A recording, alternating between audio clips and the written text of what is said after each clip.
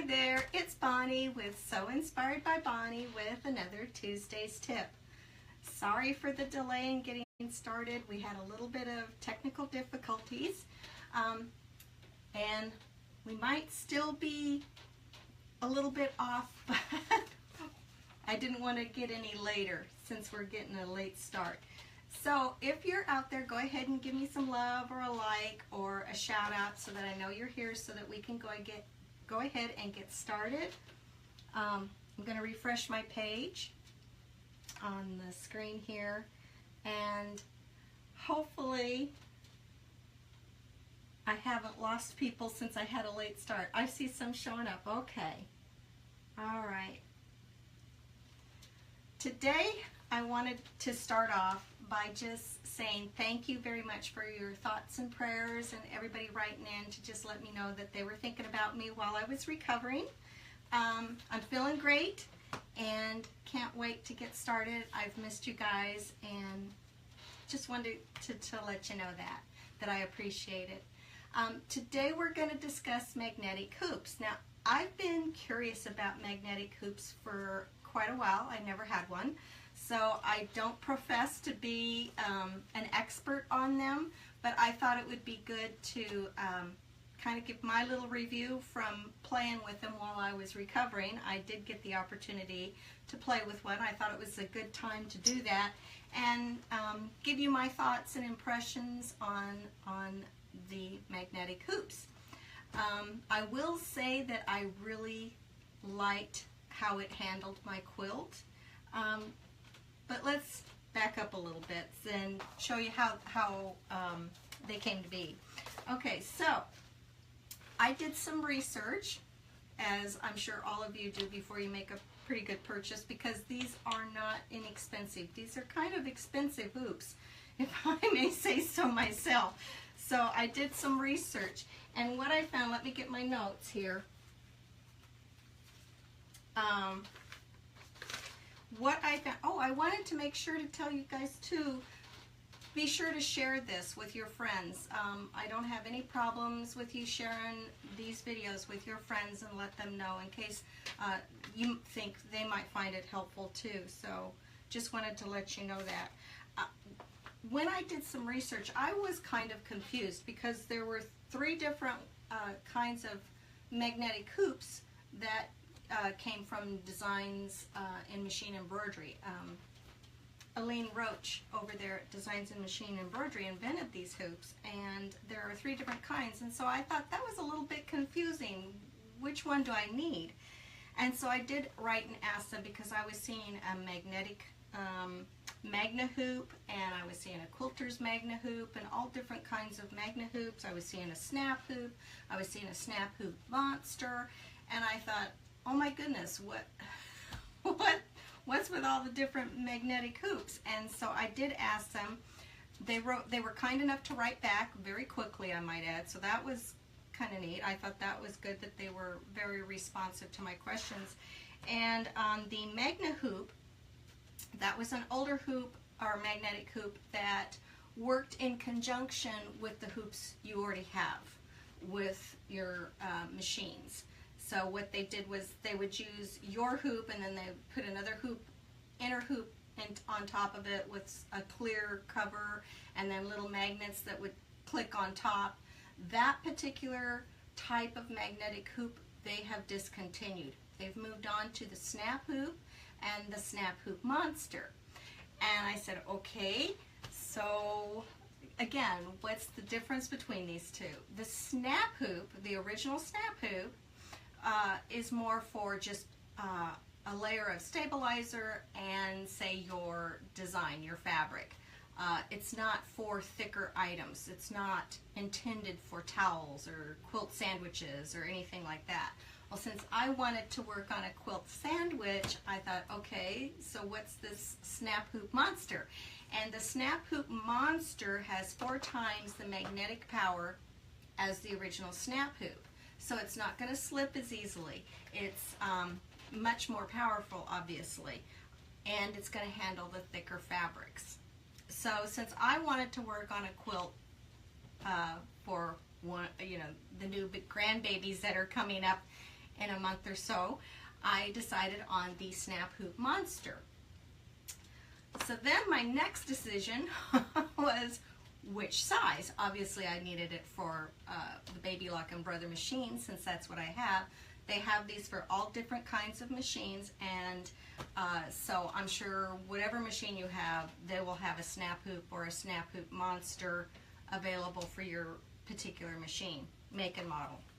So that's the first choice, and then I had to decide on my size. Now, if I were going to do just a design, I would pick a hoop that would fit in that design. So that wasn't very clear. If I had a 5x7 design, I would pick a 5x7 hoop. If that's all I was wanting to do was a design. But I wanted to do an all-over pattern. I knew that I had to align up my start and stop points exact to do an edge-to-edge quilting design on my quilt. So I wanted a little fudge room. Now these magnetic hoops are great to allow you to ooch a little bit. By ooch, I mean, you know, slide the hoop back and forth just a hair if you're a little bit off. But I wanted the added assurance that once I got my project hooped and over to my machine, that once I'm at the machine, I could scan it, look at my stop point, and get my start point exactly on it. If I couldn't move that around a little bit, and I didn't want to have to move the hoop to do so, my personal preference, I wanted to be able to move the design element in that hoop. So I went with the biggest hoop, which was for my machine 9.5 by 14, even though my design was only 7 by 12. I could have gotten away with one size down, but I thought, you know, I'm investing in this hoop, it's kind of expensive, that'll give me a little bit of wiggle room when I'm at the machine, as well as if I go up in size for a bigger all-over quilting design, I could still use it. So that was kind of the method to my madness for selecting the hoop I did. But again, if I were just stitching out a design and not an all-over pattern for a quilt, I would try to match up my hoop with the design size itself. So I would, you know, 4x4, I probably would use a 4x4 hoop, so on and so forth, just as we ordinarily do with our regular hoops. How this came, and I'm just going to give you some of my little initial thoughts on how it came and everything. I did get mine, I should mention that, from a place called Sewing Machines Plus, I believe. I'll go ahead and post that link later after the video in case anyone's interested. No affiliation, it's just where I found the best price on it. I didn't have to pay tax because it was being shipped to me out of state. And if you do a little Google search on their site for coupons, if you're a first-time buyer, you can get 10% off. So it gave me a little bit of savings that way.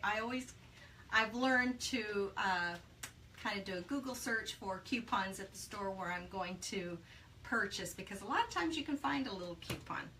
So it came in a nice box. It came really well padded, and it came with this divider between it. They recommend that you store the hoop with this divider between the hoops, so that, I'm really not sure, maybe because it's such a powerful hoop, they want it divided. I'm really not sure why, but since they recommend that you store it that way, I'm going to keep that in between my two hoops to store it, since that's what they recommended. It also comes with some sticky labels that you have to put on yourself for the measuring on the hoop. You start with the 0 in the center and then move out. So I was a little personally disappointed that that wasn't already on, that I had to do that myself, especially after spending what we have to spend for these hoops. I kind of was disappointed that I had to take the time to measure this hoop and get it centered on the horizontal as well as the vertical sides of the hoop. But that was just me. I just, you know, I was a little disappointed that that didn't come that way. but just to let you know, it wasn't hard to do. It just take your time and make sure you get it nice and centered, because you want those measurements to be accurate in your hoop. It also came, when you take the hoop apart, you will see that two sides of it have like little notches, so that it's easy to get your fingers in there to separate the hoops, which I thought was really nice and well designed. And then on the bottom of the hoop, which I thought was very well designed, there are little pads, very, very thin, soft pads, so that your machine will not get the bottom scratched. I'd love to see this on our original hoops, to have these little pads, because sometimes I've seen customers come in where a design was actually etched on the bed of their machine from being scratched from the bottom of a hoop. So I'm really pleased to see that the designs team did in fact put little pads on there to protect our machines. I did see a video. I did not have this problem, but Elaine Roach did a video on her YouTube channel where she said if you're having trouble getting the hoop to slide in easily on your machine, it's really tight, to go ahead and take some sandpaper and just lightly sand the edge of the side here where it attaches into your machine. Mine did not have any issues whatsoever, but I just wanted to throw that out there in case one of you runs into that issue where it's a little stiff to get in and out. Now they put all these little warning signs on here to always have this in between the two hoops, and they say it's a pinching hazard. Fortunately, I've used this on this quilt, never had any problems with it pinching me. I guess they just have to put that on there just cuts. But I didn't have any issues with that. So that's kind of my initial feelings about it when it showed up at my doorstep. It comes with some instructions, and it came with some alignment stickers, which you see I didn't even use, but they do have them. And when I store this, it has a nice little handy handle, and I just slip these papers right under there and store it all together, you know, by the handle. Okay, so let's get into the hooping fun. Now, I did, again, since I was going to do some quilts, I got the Snap Hoop Mighty Hoop. The Snap Hoop Mighty or Monster Hoop. That's right. The Snap Hoop Monster Hoop is what I wound up getting since I wanted to do quilt sandwiches. And here's a little design here. If you were just doing one design, and I have a little test sew here. Here's a little dragonfly from my Dragonfly Buddy set. And if you were just going to do a test, you know, take your test sew and stitch it out, you could stitch it out. I would cut my fabric bigger, of course, to fit the hoop. And actually, I would use, if I were just sewing the design, again, I would use you know, stabilizer and, you know, stitch out my design. But this design's already stitched out, so my plan is to take it to my design center in my dream machine and add some stippling around it or some sort of quilting around it. In the Baby Lock Destiny, it's called the IQ Designer. So that's my plan on this one. And since my test sew fabric isn't big enough, what I would do is I will take some quilt material, or quilt batting, not quilt material, but quilt batting, and I will just lay it on the top and bottom here, butting the edges up together and centering this. Let me refresh my page. And I don't want to overlap it because I want the thickness to be the same.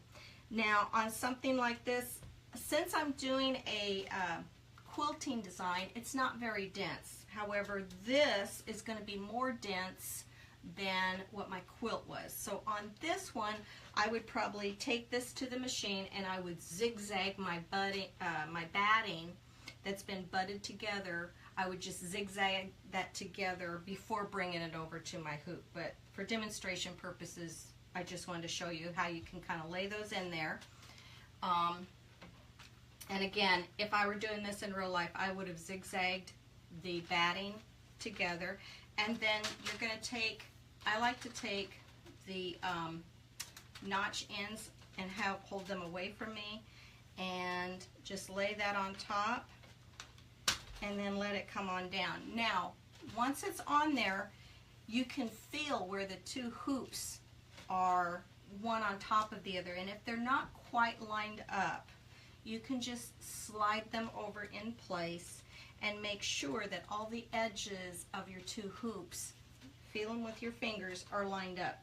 Now, you'll also see that this is a little bit loose in my hoop. So what I would do, and it's okay to do this, you don't want to pull on the fabric in your standard hoops, but on a magnetic hoop, you can pull the fabric over just a hair and straighten it out. You don't want to stretch your fabric. It's kind of hard to stretch it in the hoop anyway because it's really just magnetically held. It's not clamped in there. So you can just kind of straighten that out, smooth it out, and you can line it up over the zeros on your rulers. And then I would take this, put it in my machine, and like I said, use my Design Center, or in the Destiny, it's the IQ Designer. I would scan my hoop and then add my stippling around my design. So that works really well. I thought that was kind of neat.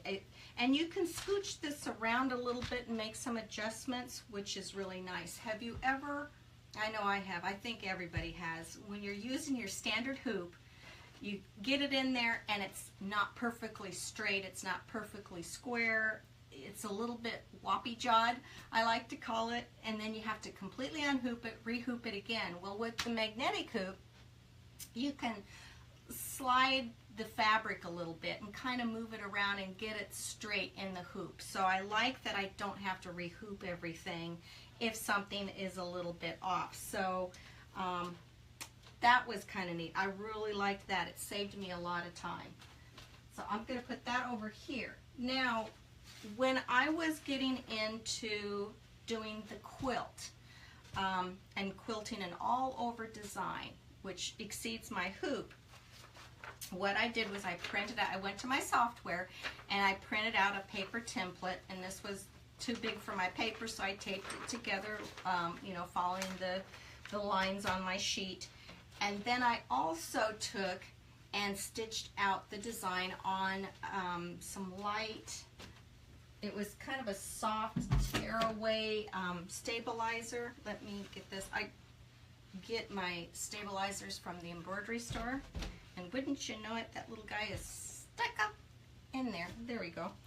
I wind up the labels and put them inside the tube. This is a medium soft tearaway backing is what I used for this, and it was, I didn't want to use a very thin stabilizer. I wanted something with a little bit body, but I wanted to be able to see through it a little bit, so that's why I used a medium tearaway. And it's pretty durable. I've used this for the whole quilt, and I could use it for a whole nother quilt. I kind of messed up down here, but that's okay because this is just a template. And then let me get my separator here. Since I don't want to put the two hoops together without anything in between it, I'm just going to lay this in here. And then what I did was I laid this in my hoop after it was stitched in my hoop, right? I had stitched this stabilizer out just in my hoop. And then I came over here. I have actually, at this point, there's still a bunch of stabilizer on the outside. It's a big square of stabilizer. I haven't cut it down yet. And I took it and I marked where the centers were from my ruler, and then I did a crosshair for the centers on my ruler, and then I drew all the way around the inside of my hoop, and I trimmed away, and that's how I got the shape of my hoop so that I can just lay it in there. Okay, so we got that, and you can always double check your stitched out template and the center points with the printed out one.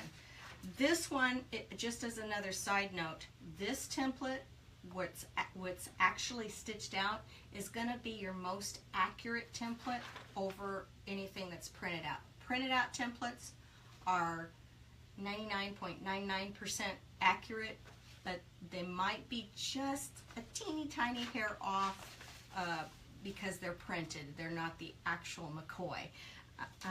So you've heard the old adage, a copy of a copy of a copy is never as good.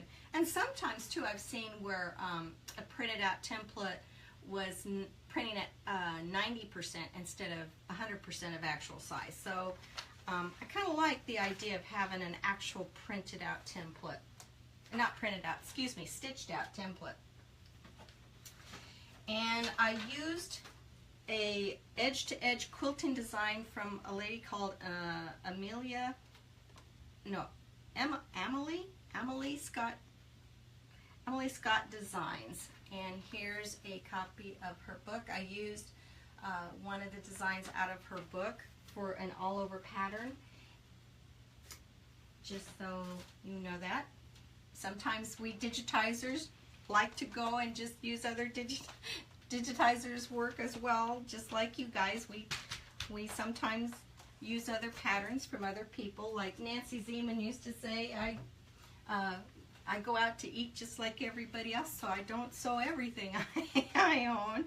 So sometimes we buy ready-made clothes, and sometimes we digitizers go out and buy pre-digitized designs. We don't digitize everything we sew out. Okay, so the next step when I'm getting into creating this quilt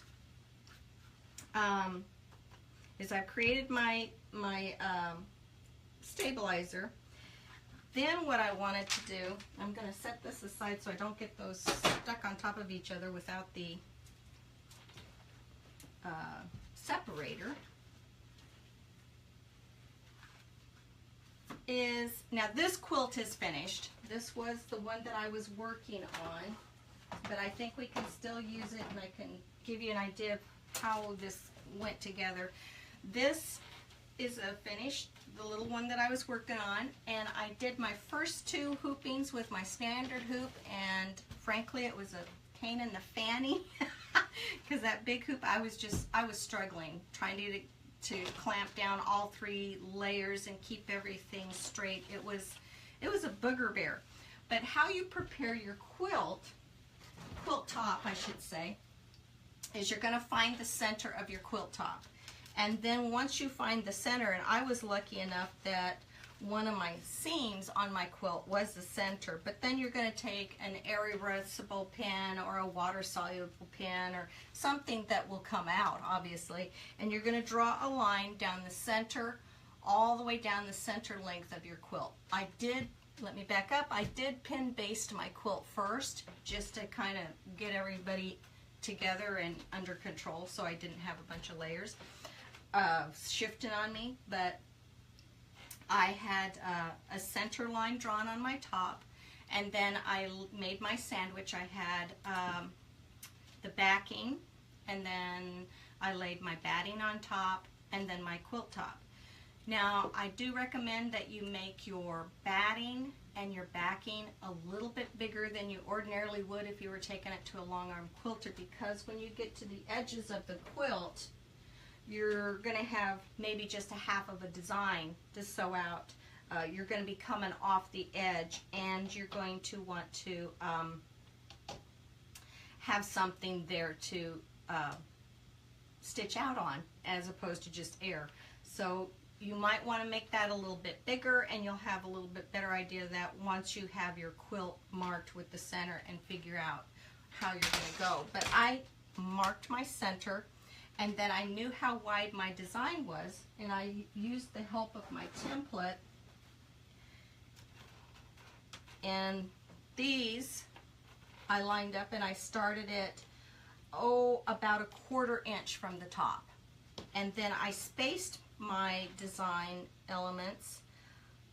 I folded this down so I could see the top of my stitching, and I spaced the bottom of my first design to my next design. I spaced them about a 1/2 inch apart. Anywhere 1/4 inch, 1/2 inch, kind of depends on the size of the stitching or the design itself, how close or how far away you want to make them. But on this one I did them about halfway, a 1/2 inch apart, and I worked straight down one column.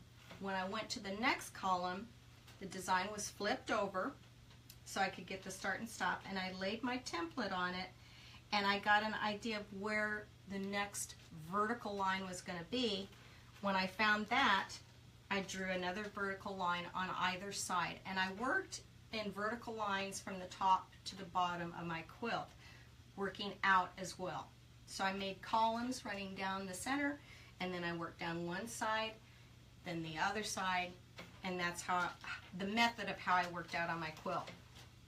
So once you have your lines drawn on your quilt, and you have your quilt sandwich all together, and you have it pin basted, then you can start using your magnetic hoop. So if I were just doing the top here, what you're going to do, my remote fell over, is you're going to slide the bottom hoop underneath,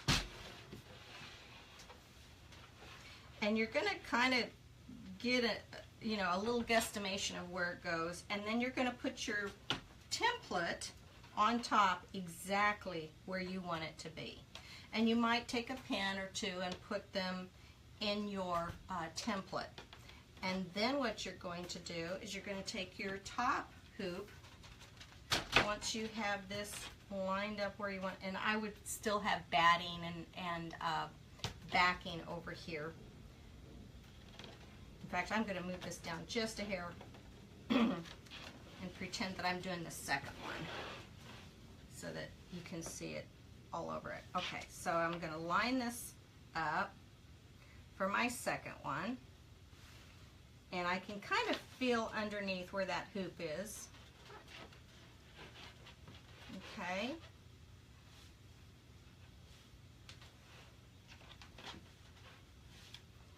And I get it kind of close, scooching around. Okay, and then when I'm pretty close, I can again line up my hoop, and then just let it come on down. And then I want to make sure that everything is nice and centered. And once I know everything is nice and centered, and if it's not, I can shift this a little bit,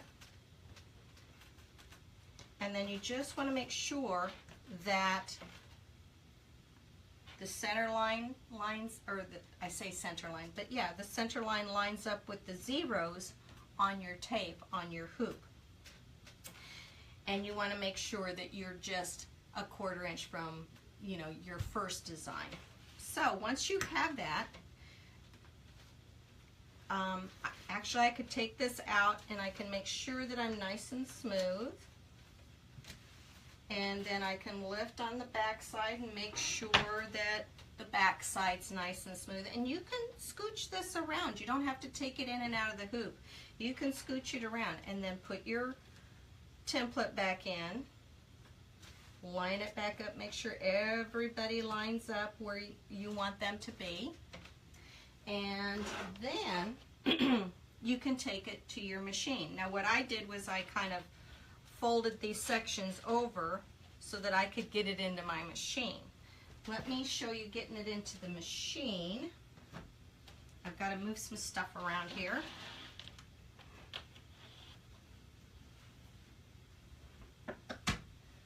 And it's not plugged in, but that's okay. We don't need it plugged in for what we're going to show you. I just need to show you something that I always do, and I see some ladies not do this and then they get into trouble. So I wanted to show this. Getting this hoop on. Okay, put that up. You're going to take your hoop, And again, I'm really pleased. And we don't have a light on, obviously, because I'm not plugged in. And you're going to scooch this underneath. And I might have to, because my foot is kind of low. There we go. I'm going to scooch that under now. Ordinarily that foot would be up a little bit higher if it were turned on. Now, something I really recommend you do when you're getting the hoop onto your embroidery unit, and I recommend this even with your standard hoops, is I always like to hold on with my left hand the embroidery arm and the gray where it attaches. I'm not sure what you call that, but where the hoop actually attaches to the machine, I like to have my left hand back there, because if you're just shoving against it, this thing will move on its own. So it can. It doesn't always, but it can. And sometimes I've seen designs get out of whack because this got moved after the fact. So I like to always hold on to this to create a little cross pressure and then slide my hoop on. And that way I know nothing over here has shifted, and then you can just push that down, open this up, and you're ready to go. And then you're going to, when you get onto, and then you can just stitch it out. This is just a column. You just wanted to make sure everything was straight in your hoop, and you can stitch it out. Now, some ladies will not take this out of the hoop to do the next hooping. I didn't feel that confident to just slide my hoop down. Maybe next time I will try that.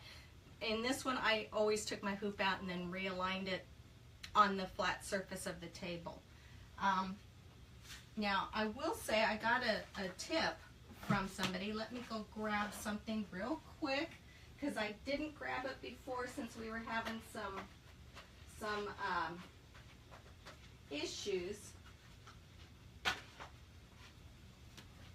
Before we had some technical difficulties, but she did bring in a tip, and I'm assuming that she's using the snap hoop and not the snap hoop monster, which is again recommended for just designs or not as thick fabric. They do not recommend the monster hoop with fine fabrics or sheer fabrics, so kind of keep that in mind. This is from Wendy Warner, and she had a tip. She said that she says you want to not have to remove the hoop once you've started, because with the standard hoops, and again, I'm pretty sure she's using just the snap hoop. She wasn't at home to double check when she wrote me, but I'm pretty sure she's using just the standard snap hoop and not the snap hoop monster. But she said that it's real easy for it to slip around on her. So she recommends don't use it where you're taking the hoop in and out while you're working on a design. I wasn't taking it in and out while I was stitching a design. I was stitching one design at a time and taking it out. But where that might occur is if you were doing an applique where you have to take it out and trim around the fabric. So you might not want to use the snap hoop for that. And she also recommend, I would say also that would apply to in the hoop projects. In the hoop projects you take it out, and so it might slip on you a little bit, and then your design would be out of alignment. However, for something like this, the quilt sandwich, where you're wanting to align something perfectly right here, and maybe you need to ooch it just a little bit before you get started, it worked great for me. I did not have any problems. You also, bear in mind, don't want to lean over the hoop, just like your regular hoops, or have anything in the way. You want to make sure before you get going that you have enough room, that it's not hitting the back of a wall or something like that, that will keep your hoop from moving and creating your design the way it should be created. So I thought that was a really good tip to maybe use these more for projects where you're not having to take the hoop in and out during the process of stitching out a design. Again, this was many designs. I took it out in between each design. So that's a good tip I thought that Wendy shared with us. Again, I think she's using the snap hoop and not the snap hoop monster. But, you know, we're all learning as we go how these things work, and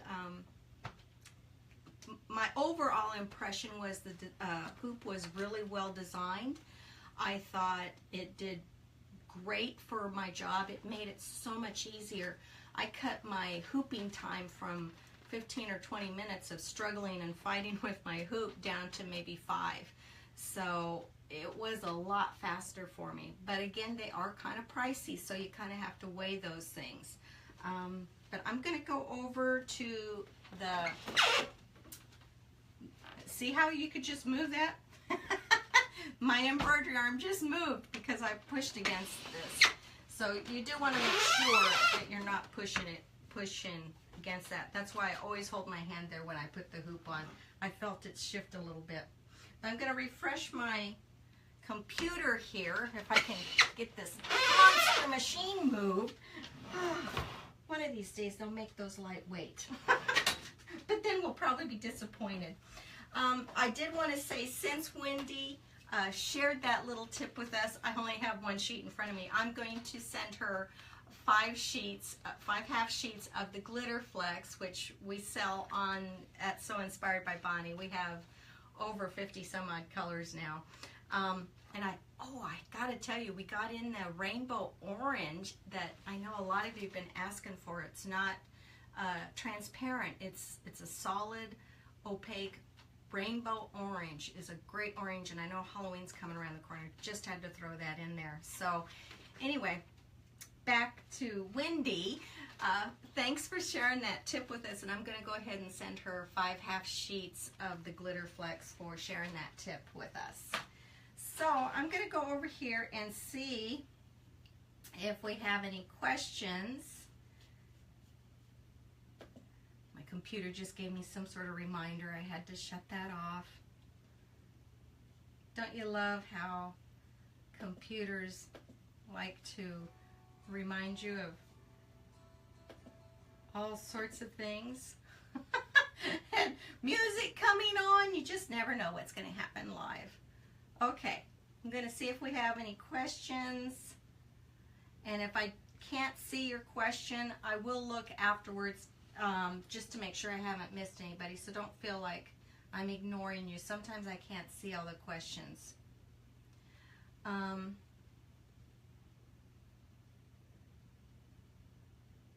Judy says, why didn't I consider getting the Magna hoops from Brother and Baby Lock? Because I did not see Magna hoops from Brother and Baby Lock when I looked. The only Magna hoops I saw were from Designs, and they've been discontinued. I didn't see that Brother made a Magna hoop, but I'll have to look into that. Thanks, Judy. I did a Google search and I did not see anything that came up magnetic hoops for Baby Lock or Brother that was made by Baby Lock and Brother. I think I'll have to double check and see if they do and how they compare. Brenda, where can I get the Magna hoop? The only Magna hoop I know of was again from Designs, and they said that that had been discontinued. If Judy is right and they have one from Baby Lock or Brother, I would check and ask your dealer and see about the Magna hoop.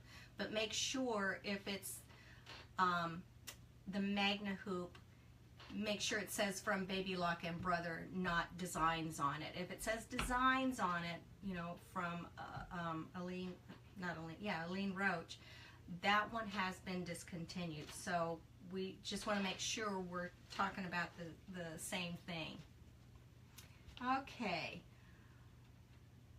Rhonda Davis, is this for the Brother, and what size is the hoop? My machine will only take 3 sizes, 4x4, 5x7, and 6x10. Yes, these are made for the Baby Lock and Brother machines, and they have all sizes. They have 4x4, they have 5x7, they have an 8x8. I was hoping they'd have a 9.5 by 9.5, but they have just the 8x8.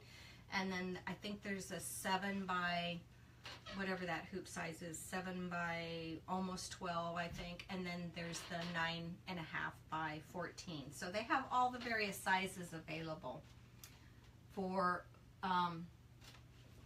the different machines out there. Barbara said, what about for the 6-needle brother? Yes, I saw some magnetic hoops out there for the 6-needle brother as well. So you just have to do a Google search and see. But yeah, I did see some. I don't have a multi-needle machine, so I didn't pursue that real heavily, but I did see quite a few options out there for the multi-needle. Do they have, Candy asks, do they have them for the Viking machine? And yes, Candy, they sure do. They have them for all the machines out there. So I'm sure your machine will be covered. Sandy says that Viking has their own magnetic hoops in 3 sizes. So that's another option too. I would compare the two and see how they are. I really liked how the Designs hoops had the pad underneath it to keep from scratching your machine, but definitely check, because these are expensive hoops, so check and see where you can get the best price and the one that would work best for your machine. And Rhonda said, where do you find them? I mentioned that first in the live video. It's at Sewing Machines Plus, Sew Machines Plus, or something of that nature. I'm going to post a link to it, but you can also, that's where I purchased mine. Once I found all the different options, that's where I went and hunted and purchased. But you could go to the Designs website and see all the different ones that are available and that are current. Carol said, did you check under Designs magazine for the Magna hoop? I wrote Designs magazine, and she said the Magna hoop was discontinued, and that's the one that uses the your own hoop, and then you put another hoop in there. That's the Magna hoop, and then you put these little magnets. And Designs magazine said that particular hoop has been discontinued. You can still see them out there on the market for sale, but they have discontinued that, and they've gone with the Snap hoop and the Snap hoop Monster. So those are their replacements, and they're hoops all alone. They don't use your standard hoops. Carol says quick snaps with a baby lock dealer also.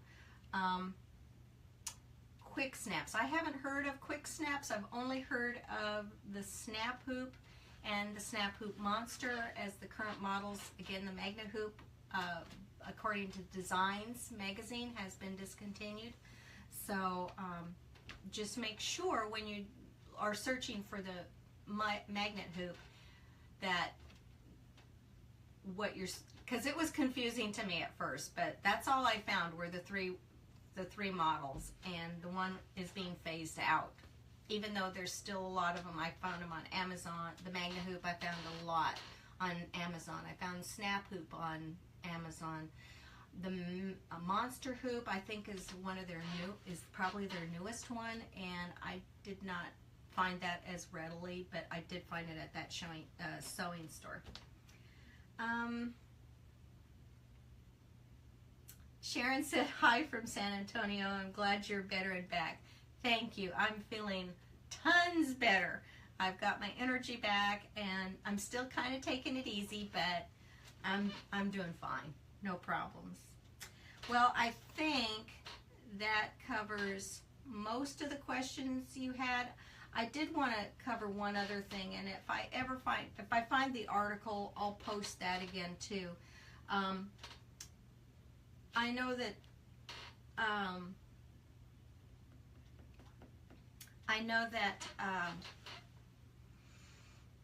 I'm having a brain fart. Oh, I know what I was going to say.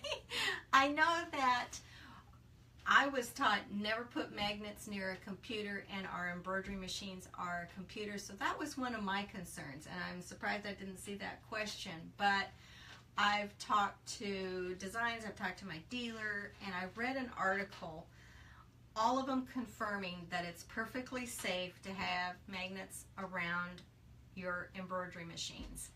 That it would take a magnet of such a magnitude to do any damage. We don't have those kind of magnets, number one, and it's so encased and so protected that it's just not an issue. If I find that article, I will be sure and post that on the link, you know, in the original description up above this video. If I run into that, I will definitely post that, because I thought it was a good read, and it made me feel more comfortable having a magnetic hoop around my machine, or having a magnetic pin cushion, or a magnetic seam gauge. You know, all those little things I was concerned about just are not an issue whatsoever around your embroidery machine. They're perfectly safe. So rest assured, I'm not going to put something around my machine that I think is going to damage it. And I did do that research. So I just, in case anybody had heard, oh my gosh, don't put a magnet near it. It's not a problem. So I think that's everything. I think if you get the opportunity, do try it. Make sure that you match up the type of magnetic hoop to how you want to use your hoop. Because again, the snap hoop is great for thinner fabrics, but not so hot for quilt sandwiches or towels. It just doesn't have the magnetic power. The snap hoop monster is 4 times the magnetic power, so it does great on quilt sandwiches and towels and things of that nature. Not so great on shears, from what I understand. I haven't tried it. Might be because it'd be kind of hard to separate the two magnets. I'm not sure, but just wanted to let you know. So far, that's how I have come to review this magnetic hoop. I think it's a keeper. I probably will get another size or 2 eventually. They're too expensive to just go out and buy them all at once. I'll have to have a project in mind before I do that. But I hope you've enjoyed it. If you have any questions, be sure to let me know. I will look at this throughout the day and try to answer any questions that I didn't address. Again, I want to thank you for your prayers. I want to thank you for spending some time with me out of your busy day, because I know we're all really busy. But I really appreciate it. I really appreciate you stopping by. And while you're at it, don't forget to join our newsletter at www.soinspiredbybonnie.com. And I hope to see you next week. Until then, bye-bye.